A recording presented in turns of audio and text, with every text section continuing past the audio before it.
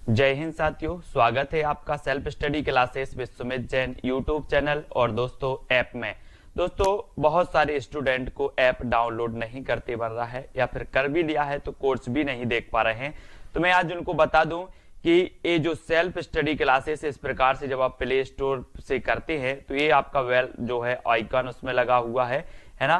तो इस प्रकार से सेल्फ स्टडी क्लासेस आपको सर्च करना है और ऐसे आइकन में आपको ऐप मिलने वाला है। ठीक है, तो दोस्तों हम देखें कि प्ले स्टोर में आपको इस प्रकार से दिखेगा ये सेल्फ स्टडी क्लासेस। ठीक है, ये प्ले स्टोर में आपको सेल्फ स्टडी क्लासेस का ऐप दिखने वाला है। ठीक है, ये इमेज उसमें डली है, ये आइकन, ये लोगो उसमें डला है। ठीक है, अब दोस्तों इसको इंस्टॉल करना है, यहां से आप इंस्टॉल करेंगे। ठीक है, अब इंस्टॉल करेंगे तो वहां पर आपको नंबर मांगेगा, जीमेल नंबर मांगेगा, तो आपको ओटीपी आएगा, तो आप रजिस्टर करके आगे बढ़ेंगे। जय हिंद साथियों, स्वागत है आपका सेल्फ स्टडी क्लासेस ऐप में और दोस्तों यूट्यूब चैनल में। दोस्तों अगर अभी तक आपने सेल्फ स्टडी क्लासेस का ऐप डाउनलोड नहीं किया तो आज ही सेल्फ स्टडी क्लासेस का ऐप जरूर डाउनलोड करें। ठीक है, हिंदी साहित्य का संपूर्ण कोर्स लॉन्च किया गया दोस्तों सेल्फ स्टडी क्लासेस ऐप में। आप मास्टर कैडर एग्जाम की तैयारी कर रहे हैं, टीजीटी, पीजीटी, जूनियर टेट या हिंदी साहित्य से संबंधित किसी भी एग्जाम की तैयारी कर रहे हैं तो सेल्फ स्टडी क्लासेस ऐप आपके लिए दोस्तों बहुत ही बढ़िया ट्रिकी कोर्स लॉन्च किया गया है। विस्तृत अध्ययन जहां पर आपको टॉपिक वाइज टेस्ट और लाइव क्लासेस सारी चीज, डाउट सॉल्यूशन सब कुछ मिलता है, तो जरूर डाउनलोड करें। और दोस्तों आज हम डाउट से जो क्लियर की क्लास लेकर आते हैं, इसी प्रकार से आज हमारी ये 6वीं क्लास है। इसको हम देखते हैं। आपसे पूछा जाता है ढोला मारूरा दोहा के रचनाकार कौन है। ढोला मारूरा दोहा के रचनाकार कौन है। अब दोस्तों ये डाउट्स नंबर 1, यहां पर आपकी दो चीजें मिलती हैं, एक तो कल्लोल कवि और दूसरा कौशल लाभ। ठीक है, अब दोस्तों क्वेश्चन में आपसे जब पूछा जाता है तो एक ही आता है, या तो कौशल लाभ विकल्प में देगा या कल्लोल कवि देगा। ऐसा क्यों? ऐसा इसलिए है कि सबसे पहले जो मूल रचना थी ढोला मारूरा दोहा वो कल्लोल कवि की थी, लेकिन दोस्तों बाद में कौशल लाभ ने इसमें और भी दोस्तों छंद जोड़े, है ना, कुछ पद और जोड़ दिए इस ढोला मारूरा दोहा में, तो ढोला मारूरा दोहा के रचनाकार कौशल लाभ को माना जाने लगा। लेकिन क्वेश्चन पूछा जाता है तो अपन को उत्तर कैसे लगाना? विकल्प अनुसार, क्योंकि ढोला मारूरा दोहा के रचनाकार कल्लोल कवि भी सही है और कौशल लाभ भी सही है। विकल्प अनुसार अपन को उत्तर कल्लोल कवि और कौशल लाभ लगाना, दोनों एक साथ विकल्प में कभी नहीं आएगा। ठीक है, तो ये डाउट्स नंबर 1 आपका क्लियर। दूसरा क्वेश्चन है दोस्तों, आप यहां पर कलम का जादूगर किसे कहा जाता है, यहां से क्वेश्चन आते हैं और दोस्तों कंफ्यूजन यहां से होता है भयंकर, है ना। अगर ये ऐसे क्वेश्चन आपका आएगा कलम का जादूगर तो आपको याद रख लेना राम वृक्ष बेनीपुरी, ऐसे याद कर लेना, बोले वृक्ष की कलम का जादू, वृक्ष की कलम का जादू, वृक्ष की कलम का जादू, तो कलम का जादूगर अगर आए तो राम वृक्ष बेनीपुरी। लेकिन अगर आपसे पूछा जाए कि कलम का जादूगर तो राम वृक्ष बेनीपुरी, कलम का सिपाही तो लगाना प्रेमचंद, कलम का मजदूर किसे कहा जाता है तो प्रेमचंद, भाषा का जादूगर शिव पूजन सहाय को कहा जाता है, और दोस्तों शब्दों का जादूगर कमलेश्वर, शब्दों का जादूगर कमलेश्वर, और बिंब का जादूगर कहा जाता है केदारनाथ सिंह को। तो डाउट्स क्लियर, कलम का जादूगर रामवृक्ष बेनीपुरी, कलम का सिपाही प्रेमचंद को कहा जाता है। ये जीवनी अलग है दोस्तों, एक कलम का सिपाही जीवनी लिखी थी किसने? अमृत राय ने। कलम का मजदूर जीवनी लिखी थी किसने? मदन गोपाल ने। लेकिन अगर कहा जाता है, ये आपसे पूछा जाए कि कलम का सिपाही किसे कहा जाता है तो आप बताओगे प्रेमचंद को। कलम का मजदूर किसे कहा जाता है तो प्रेमचंद को। भाषा का जादूगर किसे कहा जाता तो शिव पूजन सहाय, शब्दों का जादूगर किसे कहा जाता तो कमलेश्वर, बिंब का जादूगर केदारनाथ सिंह। ठीक है, तो इनको दोस्तों अपन को पढ़ना है, इनको याद करना है। ठीक है, और कलम का जादूगर पूछा गया था तो उत्तर होगा राम वृक्ष बेनीपुरी। क्वेश्चन कैसे भी आपसे पूछ लिया जाए आपको तैयार रहना है। ठीक है, अगला डाउट्स दोस्तों अपना है कवि सम्राट किसे कहा जाता है। दो क्वेश्चन यहां से बनते हैं, कौन कौन से? एक तो आपसे पूछा जाता है उपन्यास सम्राट किसे कहा जाता है, दूसरा क्वेश्चन आपसे पूछा जाता है कवि सम्राट किसे कहा जाता। तो दोनों में डाउट्स होता है कभी कभी। तो उपन्यास सम्राट अगर आपसे पूछा जाए तो आपको लगाना है प्रेमचंद, और अगर कवि सम्राट आपसे पूछा जाए तो आपको लगाना हरिऔध। हरिऔध ने दोस्तों नागरिक प्रचारिणी सभा में निःशुल्क सेवाएं दी थी, इसलिए वहां से इनको कवि सम्राट की उपाधि मिली थी। तो कवि सम्राट हरिऔध और उपन्यास सम्राट प्रेमचंद। बोले हरि चाहें तो कवि को सम्राट बना दें, हरि चाहें तो कवि को सम्राट बना दें, तो हरि से हरिऔध और कवि सम्राट हरिऔध, है ना, उपन्यास सम्राट प्रेमचंद। Doubts clear? अगला देखो, यहां पर आते हैं छायावाद का प्रवर्तक किसे माना जाता है। यहां भी बहुत सारे लोगों को डाउट्स है। कैसे? सबसे पहले तो क्वेश्चन नॉर्मल पूछा जाता है। कुछ लोगों की मन में धारणा है उत्तर मुकुटधर पांडे। यहां पर मुकुटधर पांडे नहीं होगा। अगर क्वेश्चन ऐसा आता है कि छायावाद का प्रवर्तक किसे माना जाता है, तो आपका राइट आंसर हो जाएगा जयशंकर प्रसाद। अगर आपसे पूछा जाता है कि रामचंद्र शुक्ल ने छायावाद का प्रवर्तक किसे माना, तब आपका 100% उत्तर होगा मुकुटधर पांडे। अगर आपसे क्वेश्चन पूछा जाता है कि नंद दुलारी वाजपेयी ने छायावाद का प्रवर्तक किसे माना, तब आपका 100% उत्तर होगा पंत को। लेकिन नॉर्मल क्वेश्चन अगर पूछा जाता कि छायावाद का प्रवर्तक किसे माना जाता, तब आपका उत्तर होगा जयशंकर प्रसाद। ठीक है। और अगर आपसे पूछा जाता है कि ईला चंद्र जोशी ने छायावाद का प्रवर्तक किसे माना, तब आपका उत्तर भी होगा क्या? जयशंकर प्रसाद। तो यहां पर 4 विकल्प, 4 प्रश्न आपके बन जाते। रामचंद्र शुक्ल ने किसे माना? मुकुटधर पांडे। नंदुलारी वाजपेयी ने किसे माना? पंत को। ईलाचंद जोशी ने किसे माना? जयशंकर प्रसाद को। और नॉर्मल अगर पूछा जाता है तो जयशंकर प्रसाद। Doubts clear? बहुत बढ़िया, लाइक जरूर कर देना दोस्तों। यहां पर देखो, राग गोविंद किसकी रचना है, या राग गोविंद के रचनाकार कौन है, ऐसा क्वेश्चन आपसे आता है। तो आप दोस्तों कंफ्यूज होते किसमें? एक रचना है गीत गोविंद, और एक रचना है राग गोविंद, और एक रचना है गीत गोविंद की टीका, है ना। तो इसको आप देखो, समझो। राग गोविंद, बोले राग किया गोविंद से किसने? राग किया गोविंद से किसने? मीराबाई ने। तो राग गोविंद की रचनाकार मीराबाई होंगे कि जयदेव? बोले सर नहीं, राग तो मीराबाई ने किया गोविंद से, इसलिए राग गोविंद मीराबाई, है ना। बोले गीत गोविंद के गाए किसने? जयदेव ने, है ना। गीत गोविंद के गाए जयदेव ने, तो गीत गोविंद के रचनाकार जयदेव, राग गोविंद के रचनाकार मीराबाई। ठीक है। अब दोस्तों आपसे पूछा जाता है एक क्वेश्चन और, गीत गोविंद की टीका, गीत गोविंद की टीका, तो गीत गोविंद की टीका किसकी रचना है? तो ये गीत गोविंद की टीका मीराबाई की है। गीत गोविंद की टीका मीराबाई, गीत गोविंद जयदेव, और राग किया गोविंद से मीराबाई ने, तो मीराबाई। Clear doubts? लाइक जरूर कर देना दोस्तों। ठीक है। सरस्वती पत्रिका के संस्थापक कौन थे? अब दोस्तों यहां क्या डाउट्स होता है वो देखो। सबसे पहले तो यहां एक तो होता है संस्थापक और संपादक।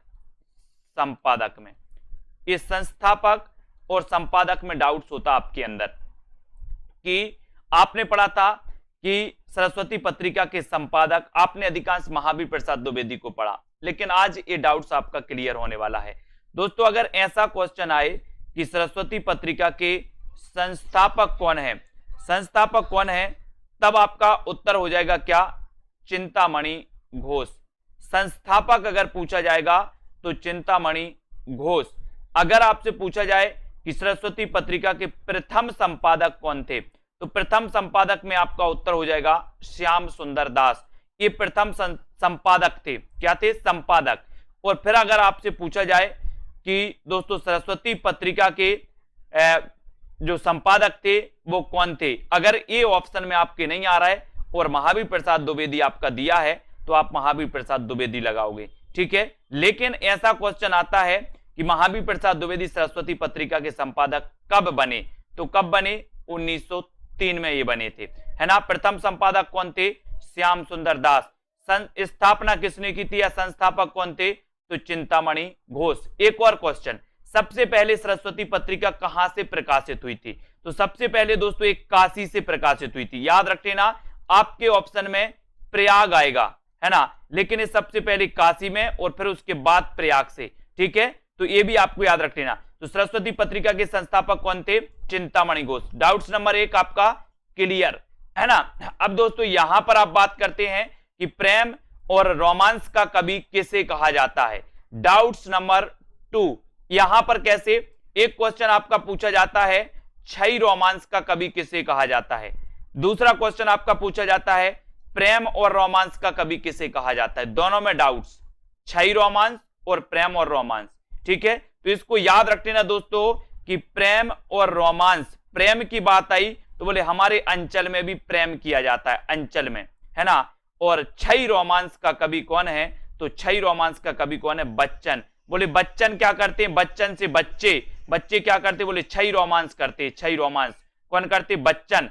तो बच्चन से छई रोमांस के कवि कहलाते हैं, इन्हें कहा जाता है। और प्रेम और रोमांस का कवि कहा जाता है दोस्तों रामेश्वर शुक्ल अंचल को, है ना। इन्हें प्रेम और रोमांस का कवि कहा जाता है, याद रख लेना। डाउट्स नंबर 2 आपके यहां पर क्लियर हो जाता है ना। प्रेम और रोमांस का कवि रामेश्वर शुक्ल अंचल और छई रोमांस का कवि हरिवंश राय बच्चन, ठीक है। ओके, लाइक जरूर कर देना, अपने मित्रों तक ये सीरीज को जरूर दोस्तों शेयर करें। डाउट्स वाली सीरीज, हिंदी का स्टील किसे कहा जाता है, आपसे पूछा जाता है, तो आप क्या बताओगे, हिंदी का स्टील किसे कहा जाता है, बताइए। 4 विकल्प हैं, अगर आपसे उत्तर बन रहा है तो आपको जरूर बताना है। यहां से 2 क्वेश्चन आते दोस्तों, एक तो आता है एडिशन, हिंदी का एडिशन किसे कहा जाता है, और एक आता है हिंदी का स्टील किसे कहा जाता है, दोनों में कंफ्यूजन होता है। तो आपको कैसे याद रखना, हिंदी का स्टील, बोले सर हम स्टील के क्या लगवाएंगे, बाल लगवाएंगे, अपने जो बाल होते हैं ना, बाल स्टील के लगवाएंगे, काहे के, स्टील के। तो अब आपसे कभी भी पूछा जाएगा कि हिंदी के स्टील किसे कहा जाता, तो स्टील से आपको याद आ जाएगा कि हम स्टील के बाल लगवाएंगे, तो बाल कृष्ण भट्ट को हिंदी का स्टील कहा जाता है। हिंदी का माउंटेन भी इन्हें कहा जाता है दोस्तों, बालकृष्ण भट्ट को, ठीक है। अब फिर आएगा आपका हिंदी का एडिशन किसे कहा जाता है, तो एडिशन कहा जाता है किसे, प्रताप नारायण मिश्र को। यहां पर आया सन, और सन का बोले सर बहुत प्रताप होता है, एक सन माने सूर्य, एक सन माने पुत्र, दोनों ही का प्रताप होता है, सूर्य का भी होता है और पुत्र का भी बहुत प्रताप होता है ना। तो एडिशन किसे कहा जाता, प्रताप नारायण मिश्र को, और स्टील किसे कहा जाता, बालकृष्ण भट्ट को। भूलना नहीं है, दोनों क्वेश्चन आते हैं, ठीक है। भारतेंदु प्रगेंदु, भारतेंदु प्रगेंदु किसे कहा जाता है, क्वेश्चन आपके लिए। अब यहां पर डाउट्स कैसा बनता है, यहां पर दोस्तों भारतेंदु आ जाता है, भारतेंदु, तो लोग क्या लगा देते हैं, भारतेंदु लगा देते हैं, आओ देखा ना ताओ, और लगा दिया भारतेंदु, नहीं लगाना। भारतेंदु प्रगेंदु कहा जाता है दोस्तों नाथूराम शर्मा शंकर को, है ना। ये डाउट्स आपको दूर करना है, भारतेंदु प्रगेंदु कहा जाता है किसे, नाथूराम शर्मा शंकर को। ये कुछ लोग लगा देते हैं भारतेंदु, जिन्होंने नहीं पढ़ा, अब आपने पढ़ दिया तो लगाना नहीं है। भारतेंदु प्रगेंदु की जो उपाधि है वो नाथूराम शर्मा शंकर की है ना। अगला डाउट्स देख लेते हैं, अगला डाउट है दोस्तों 20वीं सदी का बाणभट्ट किसे कहा जाता है, 20वीं सदी का बाणभट्ट। तो ये तो नॉर्मल क्वेश्चन है, सभी से बनेगा, 20वीं सदी का बाणभट्ट किसे कहा जाता है, तो आपको पता है दोस्तों वो किसे कहा जाता है, हजारी प्रसाद द्विवेदी को। नॉर्मल क्वेश्चन रखा गया आपके लिए, ठीक है। तो 20वीं सदी का बाणभट्ट आपसे पूछा जाएगा तो हजारी प्रसाद द्विवेदी। आपको पता है दोस्तों हजारी प्रसाद द्विवेदी की हिंदी साहित्य का आदिकाल, हिंदी साहित्य का उद्भव और विकास, है ना, हिंदी साहित्य की भूमिका, इन्होंने ये 3 बहुत ही श्रेष्ठ ग्रंथ लिखे। कबीर नामक दोस्तों इन्होंने ग्रंथ भी लिखा, एक रचना की इन्होंने कबीर नामक, है ना। ये सारी की सारी चीजें आपको याद करनी है और इसी प्रकार से बने रहना डाउट्स वाली क्लास में। तो श्रृंगार काल किसने कहा, अब यहां से 2 क्वेश्चन पूछे जाते दोस्तों, कंफ्यूज होते लोग कि श्रृंगार काल मिश्र बंधु ने कहा या दोस्तों विश्वनाथ ने कहा, है ना, विश्वनाथ प्रसाद ने कहा। यहां पर आपको कंफ्यूजन होता है, ये विश्वनाथ, ठीक है। तो आपका यहां पर दोस्तों याद रख लेना है कि रीति काल को जो श्रृंगार काल कहा वो किसने कहा, विश्वनाथ प्रसाद ने।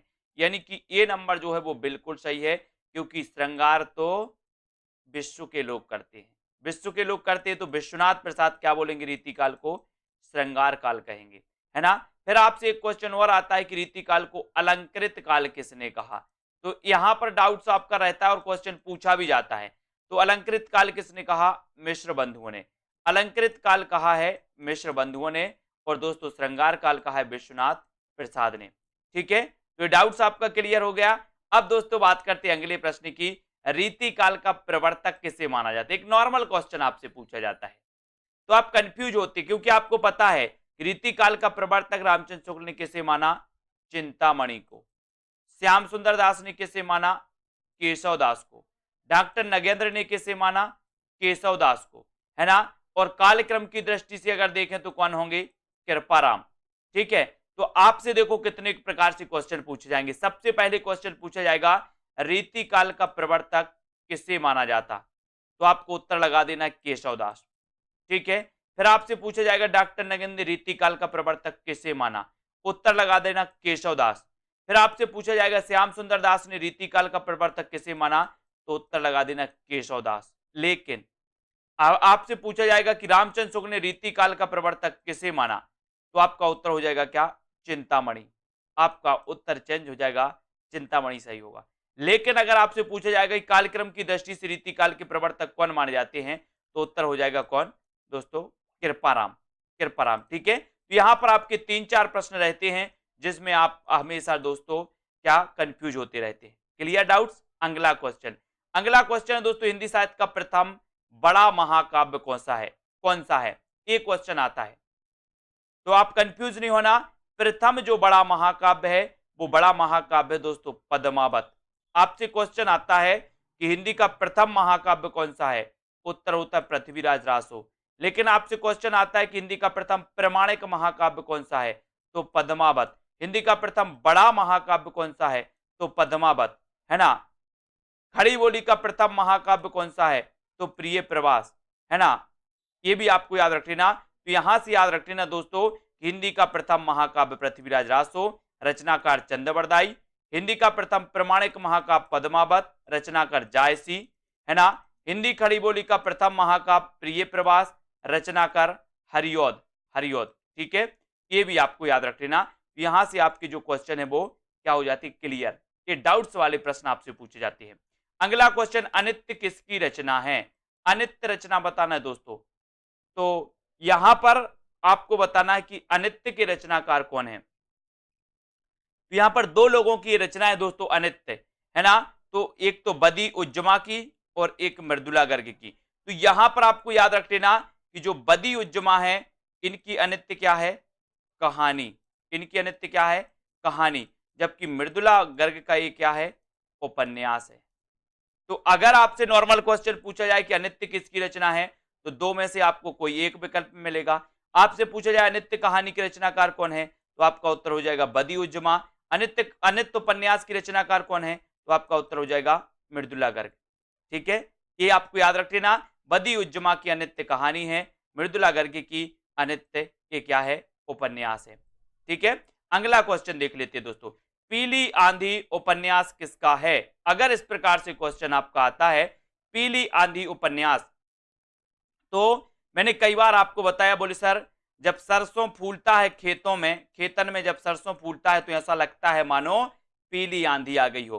कहां पे, खेतन में। खेतन में तो खेतान, पीली आंधी कहां आती, बोले सर खेतन में। तो ये पीली आंधी उपन्यास किसका होगा, खेतन का, प्रभा खेतान का। लेकिन एक क्वेश्चन और आता है दोस्तों, काली आंधी। काली आंधी ये किसका उपन्यास है, तो काली आंधी कमलेश्वर। का से काली और का से कमलेश्वर। याद रख लेना, कंफ्यूज नहीं होना। पीली आंधी और काली आंधी, पीली आंधी कहां आएगी, खेतन में तो खेतान, और काली आंधी का से काली आंधी, का से कमलेश्वर। ठीक है, तो काली आंधी उपन्यास किसका है, कमलेश्वर को। ठीक है, तो ये तो थे दोस्तों आपके डाउट्स वाले प्रश्न। ऐसे अनेकों वीडियो आएंगे। इसकी रचना है, 4 विकल्प है, महादेवी वर्मा की, दिनकर, प्रतिभा अग्रवाल या फिर अलका सरावगी। अब ऐसा अगर क्वेश्चन आता है तो कई लोग कंफ्यूज होते, कैसे कंफ्यूज होते हैं। डाउट्स नंबर 1, रश्मि और रश्मि रथी, है ना। तो रश्मि तो यहां पूछा गया, तो यहां तो उत्तर आपका महादेवी वर्मा हो जाएगा। लेकिन यहां पर रश्मि रथी पूछा जाता तो उत्तर दिनकर होता। याद रख लेना, कई लोग कंफ्यूज होते रश्मि और रश्मि रथी में। तो रश्मि महादेवी वर्मा जी की रचना है और ये महादेवी वर्मा जी की बौद्ध धर्म से प्रभावित रचना है। कई बार ऐसा भी पूछा जाता है कि महादेवी वर्मा की कौन सी रचना बौद्ध धर्म से प्रभावित है, तो ये रश्मि रचना है महादेवी जी की। ठीक है, बाकी रश्मि रथी किसकी रचना है, दिनकर की। डाउट्स नंबर 1 क्लियर है ना। अब बात करते हैं दोस्तों डाउट्स नंबर 2 की, पिता कहानी के लेखक कौन है।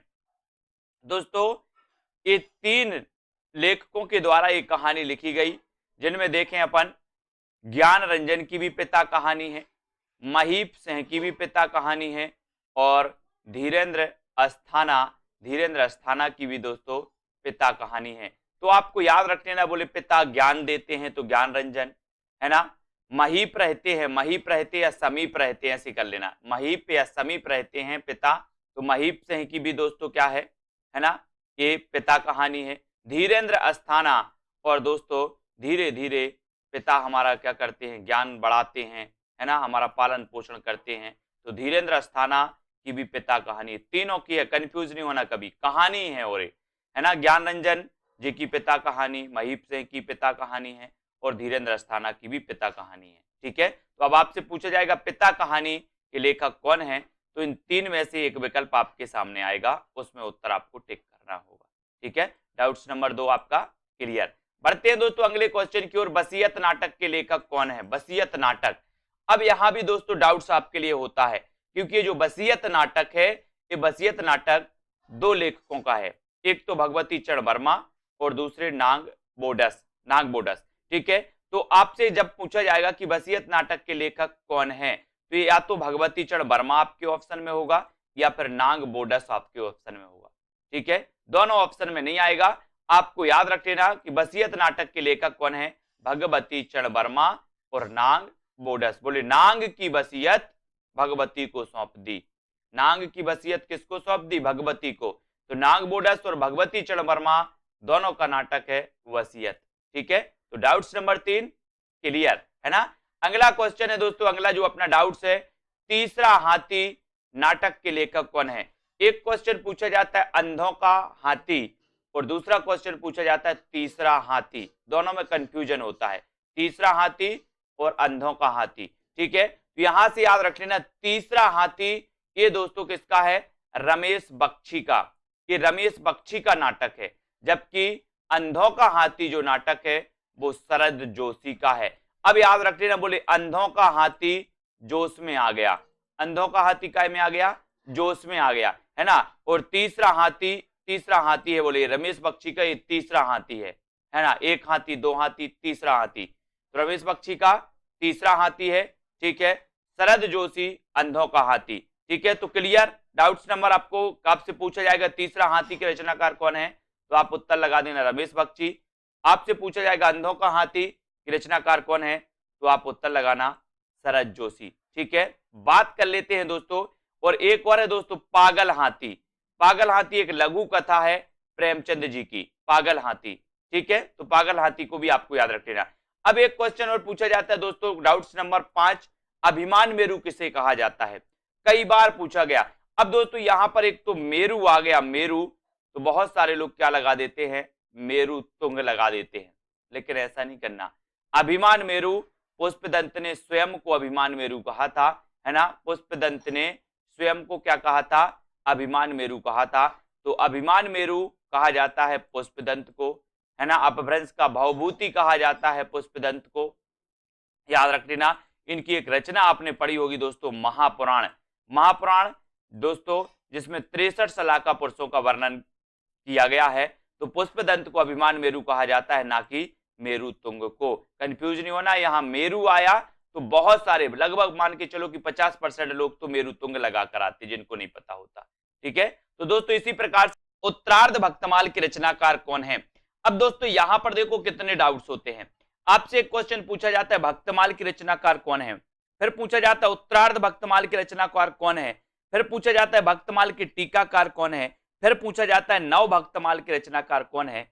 चारों रचनाओं में आप कंफ्यूज होते हो, लेकिन याद रख लेना ये उत्तरार्ध भक्तमाल की जो रचनाकार हैं वो भारतेंदु हैं, है ना। याद रख लेना, बोले भारत में भक्तों के उत्तर देते हैं भगवान, भक्तों के उत्तर, है ना, तो भारतेंदु हो जाएगा। अगर भक्तमाल अकेला आपसे पूछा जाए तो नाभादास सही हो जाएगा। ठीक है, भक्तमाल के टीकाकार कौन है, तो उत्तर हो जाएगा क्या? प्रियादास। और आपसे पूछा जाए कि नव भक्तमाल के रचनाकार कौन है, नव भक्तमाल के, तो आप राधा चरण गोस्वामी लगा देना। ठीक है, राधा चरण गोस्वामी।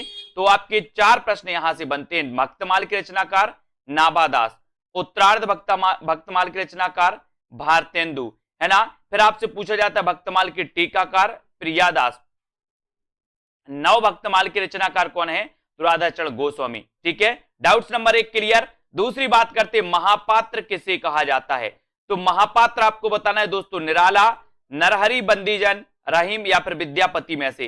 तो यहां पर जो डाउट्स नंबर आपका 2 है, क्या डाउट्स होता है, जिनने नहीं पढ़ा वो महापात्र को सीधे सीधे लगा के आते हैं क्या? निराला। लेकिन आपको पता है कि निराला को महापात्र नहीं महाप्राण कहा जाता है।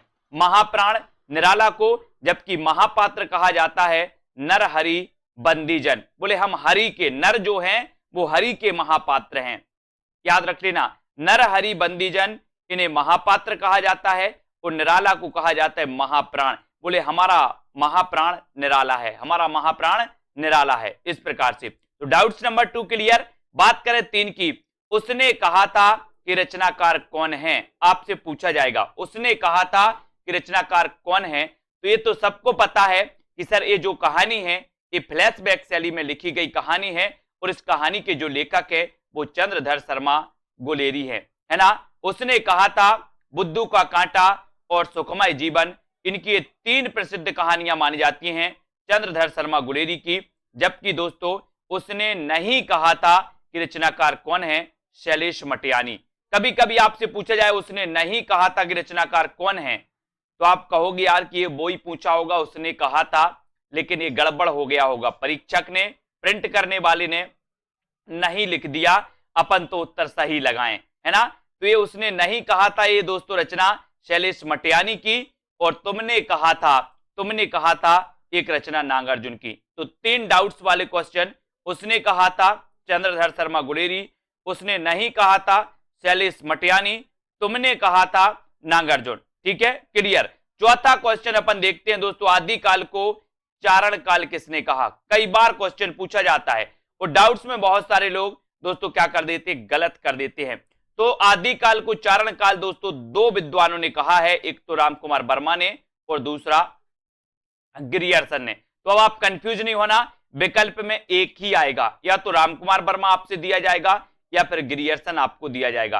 ठीक है, तो आदिकाल को चारण काल रामकुमार वर्मा ने भी कहा है और गिरियर्सन ने भी कहा है। ठीक है, क्लियर। आगे देखते हैं दोस्तों, चरणों में गिरे, बोले राम के चरणों में गिरे, तो राम से रामकुमार वर्मा और गिरे से गिरियर्सन, दोनों ने कहा है चारण काल, आदिकाल को। ठीक है, डाउट्स नंबर 5, जो सबसे खतरनाक क्वेश्चन है दोस्तों, है ना, ये क्वेश्चन सबसे खतरनाक है। स्वर्ण युग और स्वर्ण काल, लोग बहुत कंफ्यूज होते हैं, हम भी कंफ्यूज हो जाते हैं, है ना। तो स्वर्ण युग किसने कहा और स्वर्ण काल किसने कहा, तो यहां याद रख लेना दोस्तों, ये मैंने आपको सुधार के दिया है कि स्वर्ण युग जो कहा है वो कहा है श्याम सुंदर दास ने, और स्वर्ण काल जो कहा है वो स्वर्ण काल कहा है किसने, गिरियर्सन ने। इसको आपको याद रख लेना है। बोले स्वर्ण के काल में गिरे, स्वर्ण के काल में गिरे, ऐसे याद रख लेना आपको। स्वर्ण के काल में गिरे तो गिरे से बनेगा गिरियर्सन स्वर्ण काल, और श्याम सुंदर स्वर्ण युग, है ना। बोले श्याम सुंदर का जो युग था वो श्याम सुंदर युग था, स्वर्ण युग था। श्याम सुंदर का युग कैसा था, सुंदर युग था। ठीक है, तो स्वर्ण युग कौन कहेगा, श्याम सुंदर दास, और क्या स्वर्ण के काल में गिरे, स्वर्ण के काल में गिरे तो गिरियर्सन। ये डाउट्स वाला क्वेश्चन दोस्तों मैंने ये सुधार के आपको दिया है, ये वीडियो इसको देख लेना और सुधार लेना, ये बिल्कुल सही है। ठीक है, स्वर्ण युग किसने कहा, श्याम सुंदर दास ने, और स्वर्ण काल किसने कहा, गिरियर्सन ने। ठीक, आपसे एक प्रश्न पूछा जाता है कि उर्वशी के रचनाकार कौन है। डाउट्स नंबर 1, उर्वशी के रचनाकार कौन है। तब आपके मन में एक डाउट्स रहता है कि ये तो दिनकर की रचना है। ठीक है, एक डाउट्स रहता है, लेकिन दोस्तों आपको पता है कि एक रचना जयशंकर प्रसाद की भी उर्वशी है। ठीक है, यहां पर दोनों विकल्प आपको दिए गए हैं। ठीक है, आपके विकल्प में ऐसे दोनों विकल्प नहीं दिए जाएंगे, जब आपका प्रश्न परीक्षा में पूछा जाएगा एक ही विकल्प आएगा। तो यहां पर डाउट्स में नहीं रहना, आपको क्या करना है, यहां पर अगर दिनकर ऑप्शन में आता है तो आप दिनकर लगाइए, और जयशंकर प्रसाद आता है तो जयशंकर प्रसाद लगाइए, क्योंकि उर्वशी की रचना दोस्तों जयशंकर प्रसाद ने सबसे पहले की थी, फिर बाद में की थी दिनकर ने, और दिनकर को एक रचना के लिए दोस्तों क्या मिला था, उर्वशी के लिए ज्ञानपीठ पुरस्कार भी इन्हें मिला था। कब मिला था, 1972 में। ठीक है, तो ये चीज आपको याद रख लेना, यानी कि उर्वशी रचना इन दोनों रचनाकारों की भी, मतलब उर्वशी नाम से इन दोनों की रचना है। ठीक है, डाउट्स नंबर 1 आपका क्लियर। डाउट्स नंबर 2 देखते हैं दोस्तों, हिंदी का पाणिनि किसे कहा जाता है, हिंदी का पाणिनि किसे कहा जाता है। अब दोस्तों यहां पर क्या डाउट्स रहता है आपका, सबसे पहले आपसे पूछा जाता है हिंदी का पाणिनि, और आप आंखें बंद करके लगाते कामता प्रसाद गुरु। ठीक है, जबकि क्वेश्चन ऐसा नहीं है। हिंदी का पाणिनि आपसे पूछा है अगर, तो आपको लगाना किशोरी दास वाजपेयी। अगर हिंदी का पाणिनि आपसे पूछा है तब आपका उत्तर होगा किशोरी दास वाजपेयी। लेकिन अगर यहां पर आपसे पूछा कि हिंदी व्याकरण का पाणिनि, अगर आपसे हिंदी व्याकरण का पाणिनि पूछा है तो आप क्या लगाओगे, कामता प्रसाद गुरु। तो दो क्वेश्चन यहां से आपके डाउट्स वाले क्लियर हो जाते हैं। क्या क्या हो जाते हैं, आपसे नॉर्मल क्वेश्चन आएगा कि हिंदी का पाणिनि किसे कहा जाता, तो आप क्या लगाओगे, किशोरी दास वाजपेयी। अगर आपसे पूछा जाए हिंदी व्याकरण का पाणिनि किसे कहा जाता, तो आप लगाओगे कामता प्रसाद गुरु, है ना। फिर आपसे अगर पूछा जाएगा दोस्तों कि प्राकृत का पाणिनि किसे कहा जाता, तो आपका उत्तर हो जाएगा हेमचंद्र, आपको पता होगा। ठीक है, तो इस प्रकार से क्वेश्चन आते हैं। तो डाउट्स नंबर 2 आपका यहां पर क्लियर होता है। बात कर लेते डाउट्स नंबर 3 की। प्रयोगवाद शब्द का सबसे पहले प्रयोग किसने किया। अब यहां पर क्या डाउट्स रहता है दोस्तों, ये डाउट्स रहता है कि प्रयोगवाद का जब प्रवर्तन या प्रयोगवाद के जब प्रवर्तक अज्ञेय माने जाते हैं, तो प्रयोगवाद शब्द का सबसे पहले प्रयोग भी किसने किया होगा, अज्ञेय ने। ऐसा आप मान बैठते अगर आपने नहीं पढ़ा तो, लेकिन आपको पता होनी चाहिए कि प्रयोगवाद शब्द का सबसे पहले प्रयोग किया था किसने, नंद दुलारी वाजपेयी ने। सबसे पहले प्रयोग किया था इस प्रयोगवाद का किसने, नंद दुलारी वाजपेयी ने। लेकिन अगर यहां क्वेश्चन पूछा जाता है कि प्रयोगवाद के प्रवर्तक कौन है, तो आप लगाओगे क्या, अज्ञेय। प्रयोगवाद के प्रवर्तक कौन है, तो अज्ञेय। प्रयोगवाद शब्द का सबसे पहले प्रयोग किसने किया, तो आप लगाओगे नंद दुलारी वाजपेयी। ठीक है, तो डाउट्स नंबर 3 आपका यहां से क्लियर हो जाता है। बात करते हैं दोस्तों डाउट्स नंबर 4 की। एक राष्ट्रीय आत्मा नाम से किसे जाना जाता है। अब ऐसा अगर क्वेश्चन आपसे पूछा जाए तो आप कंफ्यूज हो जाते हो और आप आंखें बंद करके लगा देते माखनलाल चतुर्वेदी, लेकिन क्वेश्चन ऐसा नहीं है ना। क्वेश्चन क्या बोला, एक राष्ट्रीय आत्मा। तो राष्ट्रीय आत्मा अगर आपसे पूछा जाता तो आपका उत्तर होगा राजा राम शुक्ल, है ना। अगर आपसे पूछा जाएगा एक राष्ट्रीय आत्मा नाम से किसे जाना जाता, तो आप लगाते राजा राम शुक्ल। अगर आपसे पूछा जाता कि एक भारतीय आत्मा, एक भारतीय आत्मा नाम से किसे जाना जाता, तो आप क्या लगाते दोस्तों, माखनलाल चतुर्वेदी। तो जो दो प्रश्न डाउट्स वाले आते हैं, आपसे पूछा जाएगा एक भारतीय आत्मा किसे जाना जाता, तो आप माखनलाल चतुर्वेदी लगाना, और एक राष्ट्रीय आत्मा नाम से किसे जाना जाता, तो आप क्या लगाओगे, राजा राम शुक्ल। तो डाउट्स नंबर 4 आपका बिल्कुल क्लियर। ठीक है, डाउट्स नंबर 5 है ना, अपभ्रंश का भवभूति किससे कहा जाता है। अपभ्रंश का भवभूति किसे कहा जाता है, तो यहां पर दोस्तों दो चीजें बनती हैं। एक तो पूछा जाता है अपभ्रंश का वाल्मीकि, है ना, एक अपभ्रंश का वाल्मीकि पूछा जाता है। तो अपभ्रंश का वाल्मीकि और अपभ्रंश का भवभूति, यहां पर आपको कंफ्यूज हो जाता है कि अपभ्रंश का वाल्मीकि किसे कहा जाता है, अपभ्रंश का भवभूति किसे कहा जाता। तो याद रख लेना, अपभ्रंश का भवभूति कहा जाता है दोस्तों पुष्पदंत को। अब हमें काय की भभूति लगाना है, बोले सर हम पुष्प की भभूति लगाएंगे, है ना। तो आपसे पूछा जाएगा अपभ्रंश का भवभूति किसे कहा जाता, तो आप उत्तर लगाओगे पुष्पदंत। लेकिन अगर आपसे पूछा जाए कि अपभ्रंश का वाल्मीकि किसे कहा जाता, तो आप क्या लगाओगे, स्वयंभू, है ना। बोले हम तो स्वयं वाल्मीकि हैं, स्वयं वाल्मीकि, तो स्वयं से स्वयंभू और वाल्मीकि से वाल्मीकि। तो अब कबीर की भाषा को साधुक्कड़ी भाषा किसने कहा। यहां पर दोस्तों बहुत सारा डाउट्स रहता है। डाउट्स कैसा रहता है, दो क्वेश्चन पूछे जाते हैं। एक तो पूछा जाता है कि कबीर की भाषा को पंचमेल खिचड़ी किसने कहा, और दूसरा पूछा जाता है कबीर की भाषा को साधुक्कड़ी किसने कहा, है ना। तो और दोस्तों कबीर को वाणी का डिक्टेटर किसने कहा, तीसरा क्वेश्चन। इन तीन में डाउट्स रहते हैं। अब इस डाउट्स को अब आज हम क्लियर करते हैं। डाउट्स नंबर अपना फर्स्ट यही है कि कबीर की भाषा को साधुक्कड़ी किसने कहा। तो तब ऐसा अगर पूछा जाए साधुक्कड़ी किसने कहा, तो आपको लगाना रामचंद्र शुक्ल, है ना। और अगर आपसे पूछा जाए कि कबीर की भाषा को पंचमेल खिचड़ी किसने कहा, तो पंचमेल खिचड़ी किसने कहा, श्याम सुंदर दास ने। अब बोले सर इसको कैसे याद रखेंगे, तो आपको पता है जब पंचमेल खिचड़ी बनेगी तो वो खराब बनेगी या फिर सुंदर बनेगी। बोले सर बहुत ही सुंदर पंचमेल खिचड़ी बनी, सुंदर बनेगी ना पंचमेल, तो श्याम सुंदर पंचमेल कहेंगे और रामचंद्र शुक्ल क्या कहेंगे, साधुक्कड़ी कहेंगे, है ना। ये आपको याद रख लेना। अब आपने देखा होगा राम वनवास गए थे साधु के भेष में, गए थे ना, तो साधुक्कड़ी कौन कहेगा, राम से रामचंद्र शुक्ल। पंचमेल खिचड़ी कौन कहेगा, श्याम सुंदर दास, है ना। वाणी का डिक्टेटर किसे कहा जाए, हजारी प्रसाद द्विवेदी, है ना, हजारी प्रसाद द्विवेदी ने वाणी का डिक्टेटर कहा। तो डाउट्स नंबर 1 आपका यहाँ पर क्लियर होता है, ठीक है। डाउट्स नंबर 2 की बात करें, अर्धनारीश्वर की रचनाकार कौन है? 4 विकल्प है, दिनकर, विष्णु प्रभाकर, धर्मवीर भारती और रामविलास शर्मा। अब यहां पर दोस्तों कंफ्यूजन वाला सिस्टम रहता है। अर्धनारीश्वर की रचनाकार कौन है, ये आपसे पूछा जाता है, तो आपको यहां पर याद रख लेना दोस्तों कि अर्धनारीश्वर एक तो दिनकर की भी रचना है और दूसरा विष्णु प्रभाकर की भी रचना है। लेकिन आपको कैसे याद रख लेना दोस्तों, दिनकर का ये क्या है, निबंध है। दिनकर का ये क्या है, अर्धनारीश्वर निबंध है, जबकि विष्णु प्रभाकर का ये क्या है दोस्तों, उपन्यास है, ठीक है। इसको अपन को याद रख लेना है, दिनकर का क्या है, निबंध, विष्णु प्रभाकर का क्या है, उपन्यास। तो अर्धनारीश्वर दोस्तों इस प्रकार से अगर रचना पूछी जाएगी, अर्धनारीश्वर की रचनाकार कौन है, तो ये दोनों नहीं दिया जाएगा, किसी में से दोनों में से एक दिया जाएगा, ठीक है। अगर आपसे पूछा जाएगा कि अर्धनारीश्वर निबंध की रचनाकार कौन है, तब अगर दोनों भी दिया जाएगा तो आपको उत्तर लगाना है दिनकर। आपसे पूछा जाएगा अर्धनारीश्वर उपन्यास की रचनाकार कौन है, दोनों भी दिया जाएगा तो आपको क्या लगाना है दोस्तों, विष्णु प्रभाकर। तो विष्णु प्रभाकर का अर्धनारीश्वर क्या है, उपन्यास, और दिनकर जी का क्या है, निबंध, ठीक है। तो ये डाउट्स नंबर 2 आपका क्या होता है, क्लियर होता है, ठीक है। अब दोस्तों यहां पर आते त्रिशंकु के रचनाकार कौन है।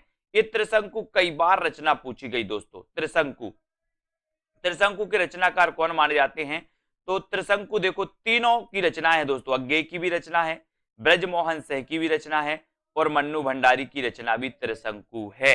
अब आप लोग पढ़ते कि सर त्रिशंकु रचना आती है, कभी आप मन्नू भंडारी बता देते हो, कभी अज्ञेय बता देते हो, लेकिन आज का जो डाउट है वो आपका आज क्लियर होना चाहिए, है ना। अज्ञेय जी का त्रिशंकु क्या है, निबंध है। अज्ञेय जी का त्रिशंकु क्या है दोस्तों, निबंध है, ठीक है। ब्रजमोहन सिंह का त्रिशंकु क्या है, नाटक है, नाटक है, ठीक है। मन्नू भंडारी का त्रिशंकु क्या है, कथा संग्रह या कहानी संग्रह है, ठीक है। तो यहां पर आपको डाउट्स नहीं करना। आपसे अगर पूछा जाए कि त्रिशंकु कहानी संग्रह की लेखिका कौन है या लेखक कौन है, तो मन्नू भंडारी, ठीक है। अगर आपसे पूछा जाए त्रिशंकु नाटक किसका है, तो आप बताओगे ब्रजमोहन सिंह। त्रिशंकु दोस्तों निबंध किसका है, तो आप क्या बताओगे, अज्ञेय जी का। और नॉर्मल क्वेश्चन अगर पूछा जाए कि त्रिशंकु के रचनाकार कौन है, तो 3 में से विकल्प में एक आपके विकल्प में दिया जाएगा, या तो अज्ञेय होगा या ब्रजमोहन सिंह या मन्नू भंडारी। इन 3 में से एक आपके विकल्प में होगा, तीनों कभी नहीं होगा, ठीक है। तो त्रिशंकु निबंध किसका, अज्ञेय। त्रिशंकु नाटक ब्रजमोहन सिंह, है ना। त्रिशंकु दोस्तों कहानी संग्रह मन्नू भंडारी, ठीक है। तो डाउट्स नंबर दोस्तों अपना ये क्लियर होता है ना। सभी का डाउट्स इसी प्रकार से दोस्तों कई वीडियो आने वाले हैं डाउट्स वाले, जिनको अपन क्लियर करेंगे। अगला क्वेश्चन आपका बनता है कि हिंदी का ऐतिहासिक उपन्यासकार प्रथम है ना, प्रथम ऐतिहासिक उपन्यासकार कौन माना जाता है, प्रथम, ठीक है। तो प्रथम ऐतिहासिक उपन्यासकार कौन माने जाते हैं, तब यहां आपका डाउट्स रहता है वृंदावन लाल वर्मा में और किशोरीलाल गोस्वामी में, है ना। जबकि दोस्तों आपको पता है हिंदी के प्रथम ऐतिहासिक उपन्यासकार जो माने जाते हैं वो किशोरीलाल गोस्वामी माने जाते हैं।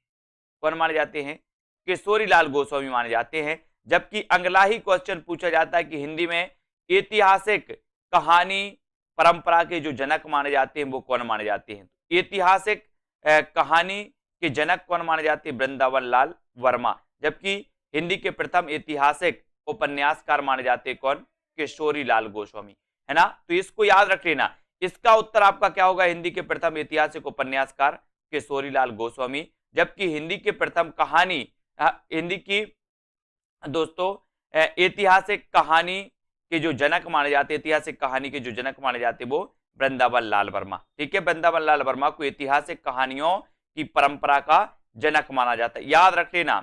ऐतिहासिक कहानियों की परंपरा का जनक वृंदावन लाल वर्मा, ऐतिहासिक दोस्तों उपन्यास की परंपरा का जनक किशोरीलाल गोस्वामी, या हिंदी के प्रथम ऐतिहासिक उपन्यासकार जो माने जाते वो किशोरीलाल गोस्वामी। तो डाउट्स आपका यहां पर क्लियर होता है दोनों का, ठीक है। अब दोस्तों हम आगे बात करेंगे अगले प्रश्न पर। एक क्वेश्चन पूछा जाता है, कठिन काव्य का प्रेत किसे कहा जाता है, कठिन काव्य का प्रेत किसे कहा जाता है। और दूसरा क्वेश्चन पूछा जाता है, कठिन गद्य का प्रेत किसे कहा जाता है। दोनों में लोग कंफ्यूज होते हैं, कठिन काव्य का प्रेत और कठिन गद्य का प्रेत। तो यहां पर एक चीज आपको याद रखनी है कि दोस्तों काव्य अगर पूछा जाए तो काव्य का प्रेत आपका उत्तर होगा केशव दास। और अगर काव्य की जगह गद्य पूछा जाए तो गद्य में आपका उत्तर होगा अज्ञेय। कॉमन सेंस कैसे लगाओगे? बोले सर केशव दास ने काव्य ही लिखा है, केशव दास ने क्या काव्य रचना ही की है, तो कठिन काव्य का प्रेत केशव दास को ही कहा जाएगा। जबकि दोस्तों अज्ञेय ने आपने काव्य रचना भी की है ना, गद्य में भी इन्होंने दोस्तों रचनाएं की हैं। तो कठिन गद्य का प्रेत अज्ञेय, कठिन काव्य का प्रेत केशव दास। दो क्वेश्चन यहां पर डाउट्स वाले बनते हैं और दोनों क्वेश्चन आते परीक्षा में हमेशा गलत होते हैं डाउट्स में। कठिन काव्य, तो काव्य किसने लिखा? केशव दास ने, तो केशव दास है ना। कठिन गद्य, तो गद्य दोस्तों अज्ञेय है ना, याद रख लेना, यहां से क्वेश्चन आते हैं।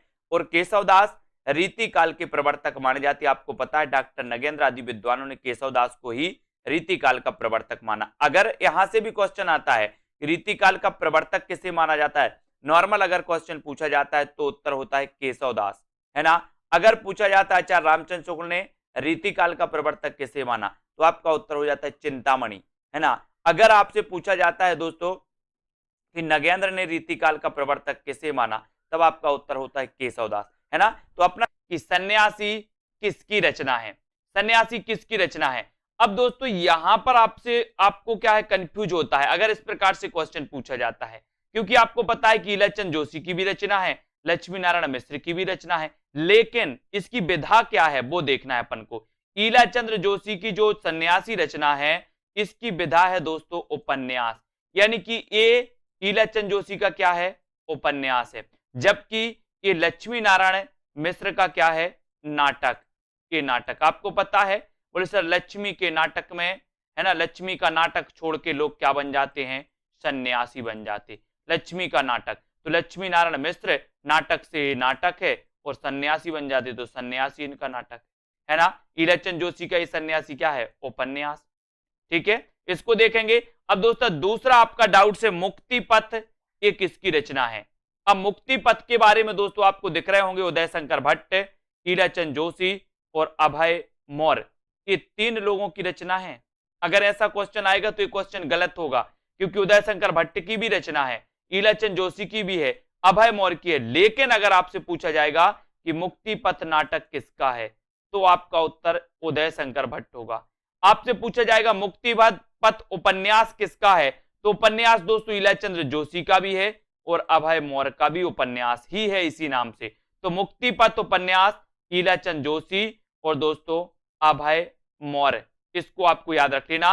उदय शंकर भट्ट का मुक्ति पथ क्या है नाटक है, ईलाचंद जोशी का क्या है उपन्यास है, अभय मौर्य का क्या है उपन्यास है। तो आपसे पूछा जाएगा अगर कि मुक्ति पथ उपन्यास किसका है, तो इन दो में से एक ऑप्शन में मिलेगा, या तो ईलाचंद जोशी या फिर अभय मौर्य, ठीक है, इसको याद रखना। अब दोस्तों पंचवटी प्रसंग, पंचवटी प्रसंग किसकी रचना है। एक रचना आती है दोस्तों पंचवटी, एक आती है पंचवटी और एक रचना पूछी जाती है पंचवटी प्रसंग, ठीक है। तो पंचवटी ये तो आपको पता है कि पंचवटी ये जो रचना है ये क्या है दोस्तों खंड काव्य मैथिली शरण गुप्त का। लेकिन पंचवटी प्रसंग, पंचवटी प्रसंग के रचनाकार कौन है, तो वो है निराला, ठीक है। आपको पता है निराला छायावाद के आधार स्तंभ माने जाते हैं। तो पंचवटी प्रसंग निराला और मैथिली शरण गुप्त की रचना पंचवटी। आज से दोस्तों आपका ये डाउट्स भी क्लियर, अब याद रख लेना पंचवटी निराला, पंचवटी प्रसंग, पंचवटी मैथिली शरण गुप्त, पंचवटी प्रसंग निराला, ठीक है। फिर यहां पर बात करते वापसी किसकी रचना है, वापसी।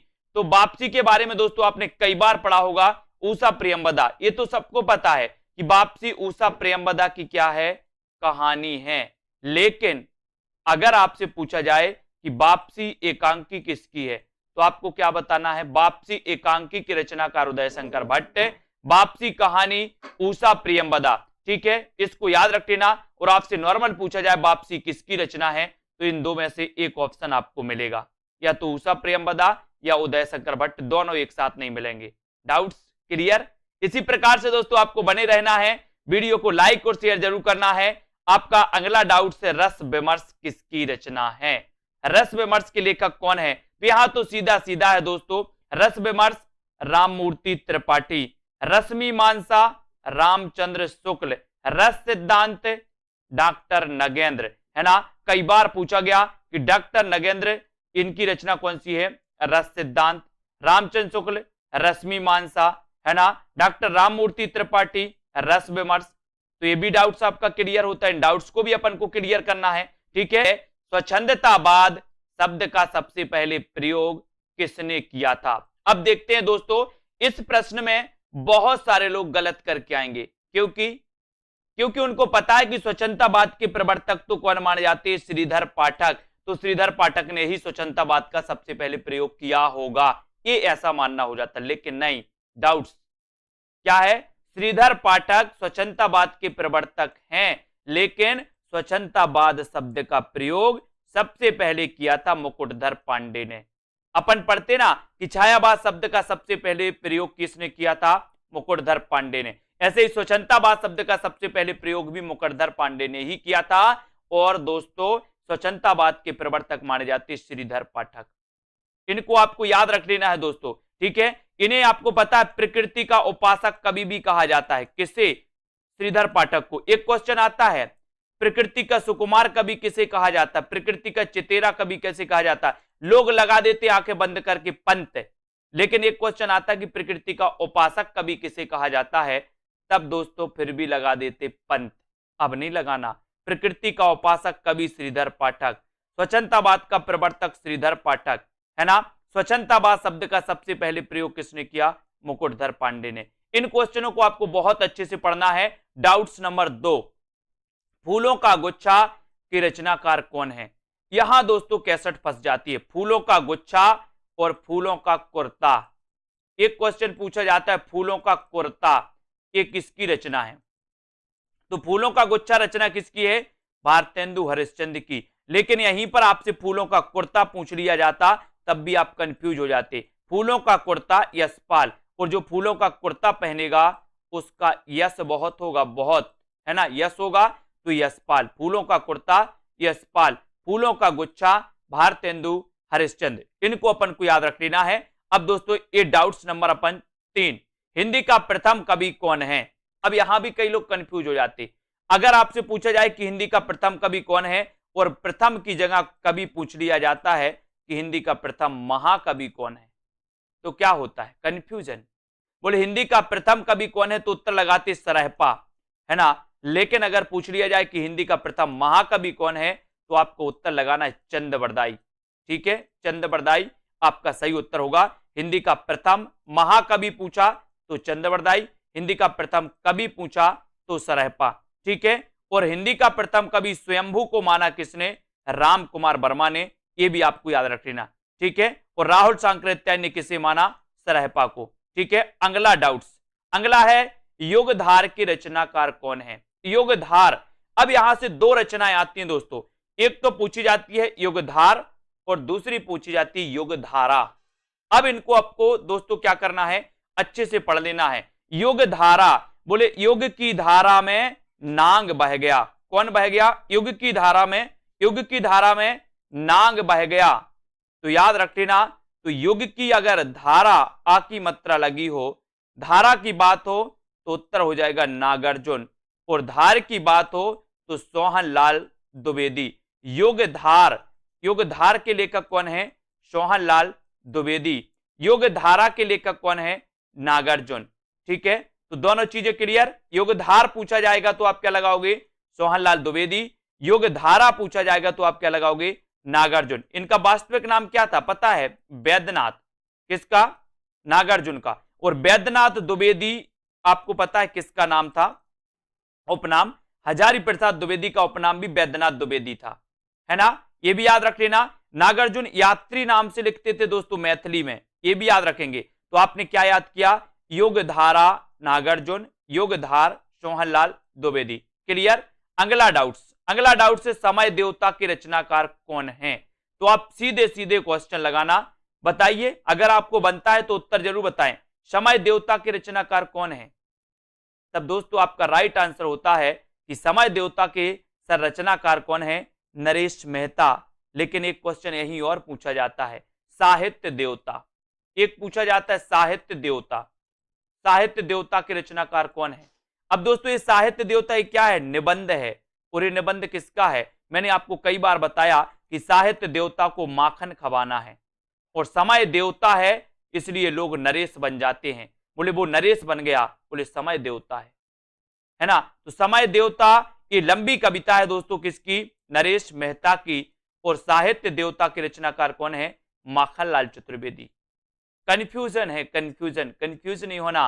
समय देवता नरेश मेहता और साहित्य देवता माखनलाल चतुर्वेदी। इन प्रश्नों को बहुत अच्छे तरीके से ढंग से पढ़ना है दोस्तों। एक क्वेश्चन आपसे पूछा जाता है कलम का मजदूर के रचनाकार कौन है ना। और दूसरा एक प्रश्न पूछा जाता है कलम का सिपाही के रचनाकार कौन है। दोनों में कंफ्यूज, कलम का मजदूर और कलम का सिपाही। कभी कभी कलम का सिपाही लगा पूछा जाता है तो हम कलम का मजदूर उत्तर लगा आते हैं, और कभी कभी कलम का मजदूर पूछा जाता है तो कलम का सिपाही उत्तर लगा आते हैं। ऐसा नहीं करना है। इसको देखो दोस्तों, यहां पर दिया कलम का मजदूर, तो कलम का मजदूर के रचनाकार कौन है? ये दोस्तों दोनों ही जीवनियां हैं और दोनों ही जीवनी प्रेमचंद के जीवन पर आधारित है ना। तो ये कलम का मजदूर ये जीवनी के लेखक कौन है? मदन गोपाल, है ना। और दोस्तों एक पूछा जाता है कलम का सिपाही, कलम का सिपाही, ठीक है।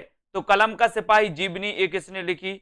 अमृत राय ने, है ना। आपको पता होगा प्रेमचंद के पुत्र का नाम था अमृत राय। प्रेमचंद जी का दोस्तों वास्तविक नाम क्या था? धनपत राय। उर्दू में किस नाम से लिखते थे? नवाब राय नाम से। प्रेमचंद इन्हें नाम दिया किसने? दया नारायण निगम ने, ठीक है। अब दोस्तों इनके पुत्र का नाम था अमृत राय। इन्होंने जीवनी लिखी थी कलम का सिपाही, याद रख लेना। अब डाउट्स में करती है कौन सी? कलम का मजदूर। अब कलम का मजदूर को याद कैसे रखना है?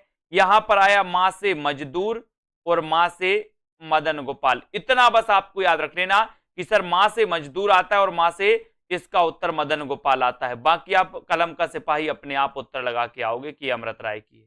डाउट्स को क्लियर करने के लिए इतना याद रख लेना।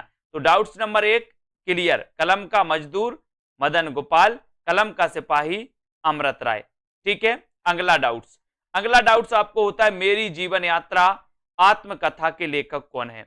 मेरी जीवन यात्रा, यहां दोस्तों आपको डाउट्स होता है दो लोगों की रचना, दो लोगों की आत्मकथा इसी नाम से। कौन कौन की? एक तो राहुल सांकृत्यायन की है और एक है दोस्तों किसकी? एक है जानकी देवी बजाज की, ठीक है, जानकी देवी बजाज।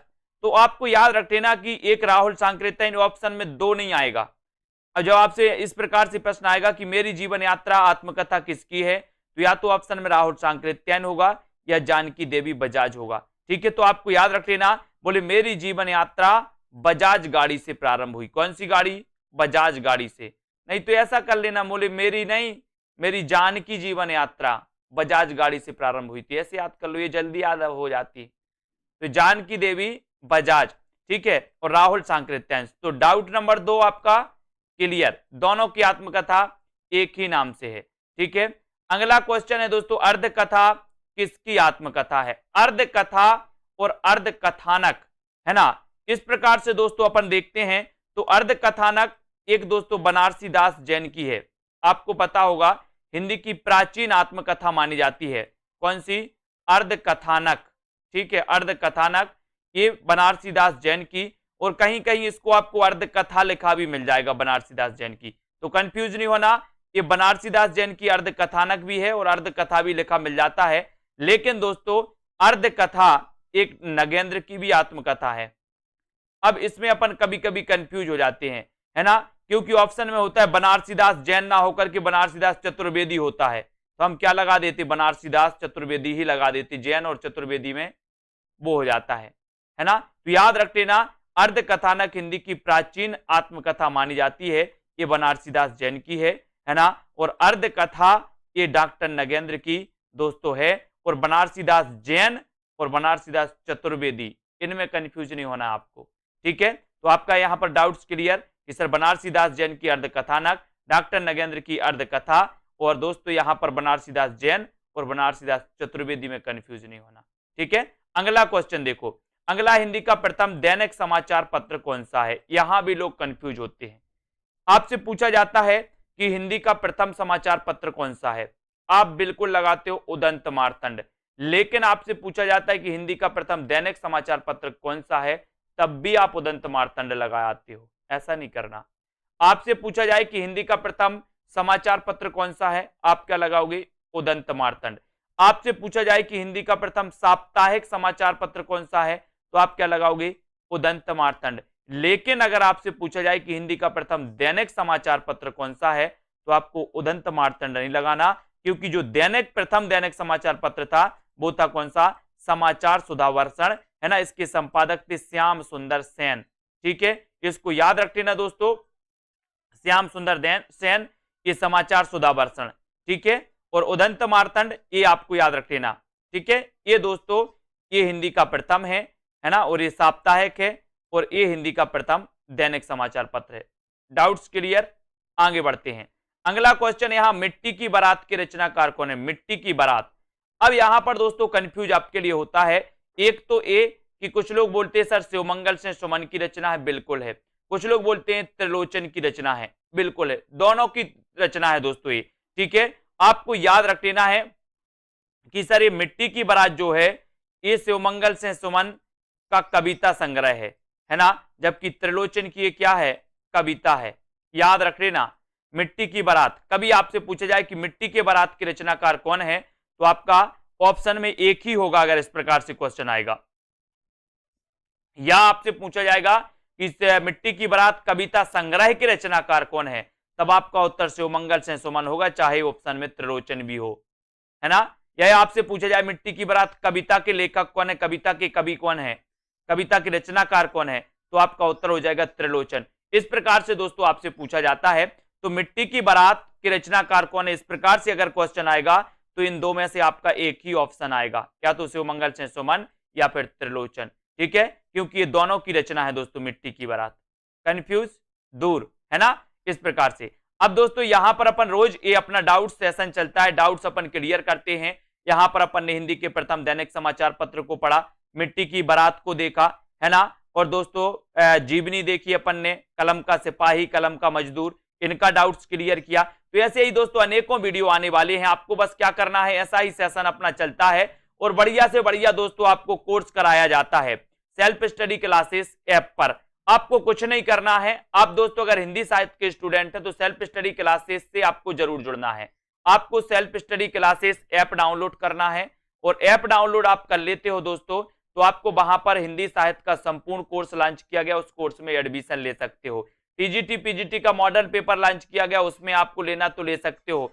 3000 प्रश्नों की टेस्ट सीरीज लॉन्च की गई है, उसमें अगर आपको प्रैक्टिस करना है, अपना आकलन करना है, तो आप उसमें एडमिशन ले सकते हो। ठीक है, तो बम्पर तरीके से दोस्तों आपको जहां पर यूट्यूब में बहुत सारा मटेरियल दिया जाता है इस चैनल्स के माध्यम से, वहीं ऐप पर भी दोस्तों आपको बहुत सारी चीजें प्रोवाइड की जाती है, जहां पर ट्रिकी वीडियो, विस्तृत अध्ययन, टॉपिक वाइज टेस्ट, ये सारी चीजें मिलती हैं। ठीक है, तो जरूर जुड़े, नीचे नंबर चल रहा है तो नंबर पे भी संपर्क कर सकते हैं। और दोस्तों जुड़े रहें, वीडियो को लाइक और अपने मित्रों तक शेयर जरूर करें। जय हिंद। बहुत सारे स्टूडेंट को ऐप डाउनलोड नहीं करते बन रहा है, या फिर कर भी लिया है तो कोर्स भी नहीं देख पा रहे हैं, तो मैं आज उनको बता दूं कि ये जो सेल्फ स्टडी क्लासेस इस प्रकार से जब आप प्ले स्टोर से करते हैं तो ये आपका वेल जो है आइकन उसमें लगा हुआ है ना। तो इस प्रकार से सेल्फ स्टडी क्लासेस आपको सर्च करना है और ऐसे आइकन में आपको ऐप मिलने वाला है। ठीक है, तो दोस्तों हम देखें कि प्ले स्टोर में आपको इस प्रकार से दिखेगा ये सेल्फ स्टडी क्लासेस। ठीक है, ये प्ले स्टोर में आपको सेल्फ स्टडी क्लासेस का ऐप दिखने वाला है। ठीक है, ये इमेज उसमें डली है, ये आइकन, ये लोगो उसमें डला है। ठीक है, अब दोस्तों इसको इंस्टॉल करना है, यहां से आप इंस्टॉल करेंगे।